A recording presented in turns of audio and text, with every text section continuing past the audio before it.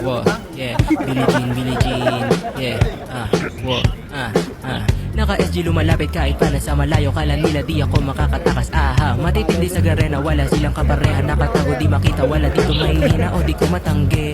Lagi silang tagabuhat ng kakampi, pinipilit di matalo gabi-gabi. Mga mayayabang sa laro kinarne, MP sabi ko Gessie, sabi niya ginas.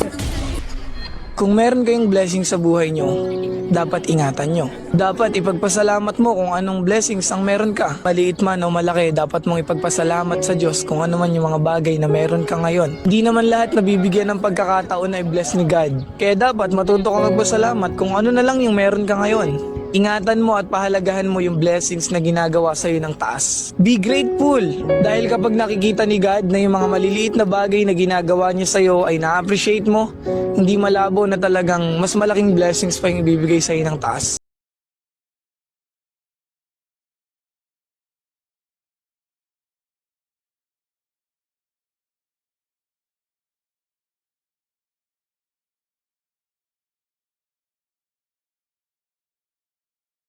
Ito sa buhay mo, ang taas naman masyado ng pangarap mo. Or ganito, hindi ka magiging successful dyan, masyadong mahirap yan. O ganito naman, hindi mo pa kaya yan, huwag mo nang ituloy yan.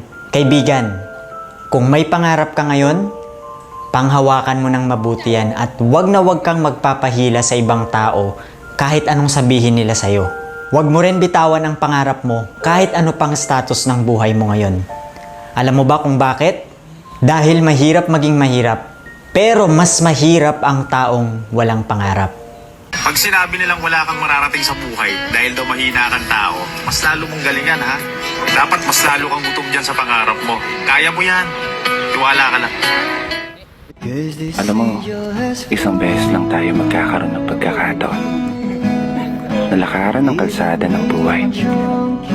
Kaya sa kahit anong sitwasyon, naway piliin mo maging mabuting tao at manatili kang tunay.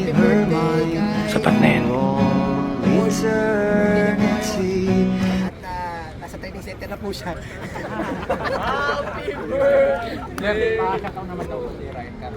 Shout out kay Ryan Carlo. God bless sa kaman nandun ngayon. Ingat ka malagi. Please update nyo.